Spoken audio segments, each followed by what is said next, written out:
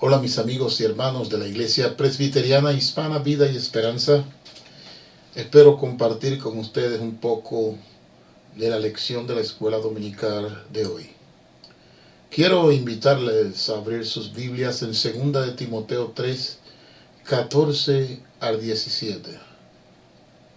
Repito, segunda epístola a Timoteo, capítulo 3, y leemos los versículos 14 al 17. Dice así la palabra de Dios: pero persiste tú en lo que has aprendido y te persuadiste, sabiendo de quién has aprendido, y que desde la niñez has sabido las sagradas escrituras, las cuales te pueden hacer sabio para la salvación por la fe que es en Cristo Jesús. Toda la escritura es inspirada por Dios y útil para enseñar, para redarguir, para corregir, para instruir en justicia, a fin de que el hombre de Dios sea perfecto, enteramente preparado para toda buena obra. Señor, oramos para que tu palabra fructifique y florezca en los corazones. Amén y amén. Yo quisiera exponer el tema: aprende a manejar bien tu Biblia. La verdad central es: todo buen soldado debe saber cómo manipular bien su arma de reglamento. El texto áureo para esta mañana es 2 de Timoteo 3, 16 y 17. Toda escritura es inspirada por Dios y útil para enseñar, para reprender, para corregir, para instruir en justicia, a fin de que el hombre de Dios sea perfecto, equipado para toda buena obra. Esto lo encontramos 2 de Timoteo 3, 16 y 17. Amigos y hermanos, la señal verdadera de que una persona ama a Dios es la obediencia. Ningún hijo puede decir que ama a su padre si no obedece los lineamientos que éste le plantea. Para obedecer, sin embargo, hay que conocer cuál es la voluntad expresa de Dios. Todo lo que debemos saber como creyentes, como cristianos, está en la Biblia. Todo lo que debemos saber para ejercitar la obediencia a Dios está escrito en la palabra. La Biblia para el creyente es la palabra inspirada de Dios. El que ama a Dios tiene que creer primero en que la Biblia es palabra de Dios y no de hombre. Que la Biblia es la palabra inspirada y revelada por Dios que nos guía. Tenemos que creer que la Biblia es como el manual del fabricante que traen algunas maquinarias y vehículos, que trae las especificaciones para el buen funcionamiento. Así, para el buen funcionamiento de nosotros como hijos de Dios, la Biblia tiene las especificaciones necesarias. Por lo tanto, el verdadero creyente que ama a Dios no solo lee la Biblia como palabra de Dios, sino que la estudia a fondo, es decir, la escudriña. No basta con leer. Cualquiera lee un texto y puede entrarle por el oído derecho y salir por el izquierdo. No es lo mismo, no es igual leer a escudriñar. El mandato de Jesús fue: escudriñad las escrituras, porque a vosotros os parece que en ella tenéis la vida eterna, y ellas son las que dan testimonio de mí. Por lo tanto, no solo se debe leer la Biblia, sino que hay que escudriñarla, hay que saberla manejar, hay que estudiarla a profundidad. Pero no basta tampoco con ser un gran estudioso, un estudiante de la Biblia, como muchos se ufanan en autollamarse. Más que ser un estudiante de la Biblia, hay que ser un hacedor de la Biblia. que es diferente. No me muestres todo lo que sabes de la Biblia, muéstrame lo poco que sabes por tus hechos y será más efectivo para mí. En la lección de hoy vamos a aprender a familiarizarnos con nuestras Biblias y cómo manejarla adecuadamente ante cualquier situación.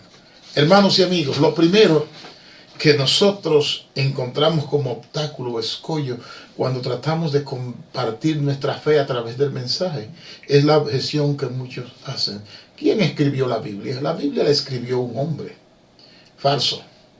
La Biblia la escribieron muchos hombres diferentes, en diferentes situaciones, en diferentes partes de la geografía mundial, en diferentes épocas. La Biblia no es un libro, la Biblia es una biblioteca y como tal tiene diversos géneros literarios en ella. La Biblia fue escrita por hombres santos que caminaban con Dios y que fueron inspirados por el Espíritu Santo. ¿Qué hombres santos? Los que anduvieron perseguidos, viviendo en las cuevas, como Elías. Los que anduvieron vagando por los desiertos, como David, huyendo del rey Saúl. ¿Qué hombres santos? Aquellos que en la soledad del yermo escuchaban la voz del Altísimo Omnipotente que les hablaba. Los escritores, escribanos, amanuenses. Es por eso que encontramos en el Antiguo Testamento la frase hijo de hombre. Toma una tabla y escribe lo que te voy a decir. Escribe. Es muy común. Desde Génesis hasta Apocalipsis. En Apocalipsis es bien recurrente. Escribe al ángel de la iglesia en la Odisea. Escribe al ángel de la iglesia en Filadelfia. Hijo de hombre, escribe lo que ves. Dios siempre ha mandado a los hombres a escribir lo que Él dicta. Por lo tanto, no nos cabe duda que la Biblia es la palabra inspirada. La palabra inspirar es theoneustos, que quiere decir soplada con la boca de Dios, soplada desde la boca de Dios. Toda escritura es inspirada por Dios. Léase 2 de Pedro 1, 20 y 21. Dice, entendiendo primero esto, que ninguna profecía de la escritura es de particular interpretación, porque la profecía no fue en los tiempos pasados traída por voluntad humana, sino por los santos hombres de Dios, quienes hablaron inspirados por el Espíritu Santo. También nuestro texto de hoy, para memorizar, dice, toda escritura es inspirada por Dios. Por lo tanto, lo primero que un verdadero creyente que ama a Cristo tiene que creer es que la Biblia es la palabra de Dios. La autoridad y la inerrancia de la palabra no está en juego en ninguna discusión. Segundo, ¿cómo está compuesta la Biblia? Es una pregunta importante para nosotros. La Biblia se divide en dos testamentos o pactos. El Antiguo Testamento o Antiguo Pacto y el Nuevo Testamento, Nuevo Pacto. El Antiguo Testamento contiene 39 libros que van desde Génesis hasta Malaquías. El Nuevo Testamento o Nuevo Pacto contiene 27 libros que van desde Mateo hasta el libro de Apocalipsis o Revelación. ¿Cómo están organizados esos libros de la Biblia? Están organizados por géneros literarios. Por ejemplo, el Pentateuco es el conjunto de los primeros 5 libros que escribió el patriarca y profeta Moisés. Y esos 5 libros son Génesis, Éxodo, Número, Levíticos y Deuteronomio, o segundo número. Esos 5 libros forman lo que se llama el Pentateuco, o libro de Moisés. Penta, 5, y Teuco, pergamino. Luego siguen los libros históricos, que son 12. Josué, Jueces, Ruth, Primera de Samuel, Segunda de Samuel, Primera de Reyes, Segunda de Reyes, Primera de Crónicas, Segunda de Crónicas, Esdras, Nehemías y Esther. Son 12 libros históricos que tiene el Antiguo Testamento. Después de esos libros históricos aparecen los libros poéticos y sapienciales, que son 5. Job, Salmo, Proverbios, Eclesiastés y Cantares. Los libros de los profetas mayores son 5. llamado así por la mayor extensión de sus escritos: Isaías, Jeremías, Lamentaciones, Ezequiel y Daniel. Los profetas menores son 12 libros cortos en total. ¿Cuáles son los profetas menores? Oseas, Joel, Amós, Abdías, Jonás, Miqueas, Nahum, Habacuc, Sofonías, Ageo, Zacarías y Malaquías. Ahora, esa es la organización en el Antiguo Testamento. Como podemos ver, son libros con diversos géneros literarios. Por ejemplo, en los poéticos sapienciales hay 3 libros que son de puros poemas y hay 2 que son de puras máximas que contienen la sabiduría antigua de los patriarcas antecesores. Por ejemplo, cuando usted se acostumbra a leer a Proverbios, usted no cae en gancho fácilmente, porque Proverbios tiene consejos hasta para salir de fiador por un amigo en el banco. Imagínense, todas las cosas que son ordinarias en la vida y están pautadas ahí en el libro de Proverbios. Un cristiano que lea Proverbios es un hombre o una mujer sabio. Ahora, ¿cómo están organizados los libros del Nuevo Testamento, Nuevo Pacto? Primero están los 4 evangelios: Mateo, Marcos, Lucas y Juan. Después está el único libro histórico que es los Hechos de los Apóstoles, o el Lucas Hechos, como los eruditos le llaman por estar relacionado con el libro de Lucas. O también el libro, yo lo llamaría el libro de los Hechos del Espíritu Santo, que narra cómo se inició la iglesia cristiana en Pentecostés y todas las primeras cosas que acaecieron allí en la iglesia de Jerusalén. Después de este libro histórico están las epístolas paulinas, que son 14. ¿Cuáles son las epístolas paulinas? Son las cartas que San Pablo escribió a las distintas iglesias. Por ejemplo, tenemos Romanos, Primera de Corintios, Segunda de Corintios, Gálatas, Efesios, Filipenses, Colosenses, Primera de Tesalonicenses, Segunda de Tesalonicenses, Primera de Timoteo, Segunda de Timoteo, Tito, Filemón y Hebreos. Son 14.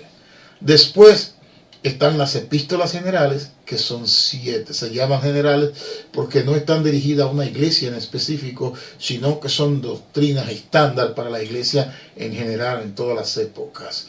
No van dirigidas a una congregación en particular. ¿Cuáles son esas? Santiago, Primera de Pedro, Primera, Segunda y Tercera de Juan y Judas. Finalmente, el último libro que cierra el Nuevo Testamento es Apocalipsis o Revelación. Ahora, cuando estamos hablando de la Biblia, queremos citarla con autoridad. Si usted va a un tribunal, usted nota que los abogados citan las leyes por acápites. Ellos dicen código tal, acápite tal. Del mismo modo, nosotros los cristianos citamos la palabra autoritativamente, usando las divisiones de capítulos, libros, capítulos, versículos, para poder citar con autoridad. Por ejemplo, si yo digo Jesús lloró, tengo que decir que está en Juan capítulo 11, versículo 35. Si yo digo, por ejemplo, porque de tal manera amó Dios al mundo que ha dado a su Hijo unigénito, entonces tengo que decir que eso está en Juan capítulo 3, versículo 16. Por eso es clásico en la mayoría de los predicadores, pero mucha gente no entiende por qué hacemos eso. Lo hacemos para que usted pueda comprobar la autenticidad de lo que estamos diciendo, que no es un invento nuestro. Por eso citamos con autoridad de esa manera. Ahora, hermanos y amigos, sabiendo todo lo anterior, comencemos a escudriñar la palabra. Comienza a escudriñar tu Biblia. ¿Cómo tú escudriñas tu Biblia? Leer texto, pero pide primero a Dios en oración que el Espíritu Santo te ilumine. Recuerda que Jesús dijo, Él os guiará a toda la verdad. Luego, interroga el texto. Haz preguntas, toma tu libretita y lo que tú no entiendes, anótalo. Llama a un hermano maduro en el Señor o a un pastor que te explique lo que tú no entiendes. Busca buenos libros, comentarios que te ayuden a entender el espíritu de la letra de lo que estás leyendo. Recuerda lo que dijo el eunuco a Felipe. ¿Cómo puedo entender si no hay quien me explique? Y Felipe subió al carro y le explicó.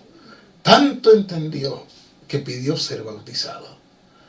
Yo pido que el Espíritu Santo te ilumine a ti, escudriña las Escrituras, porque en ella está la vida eterna.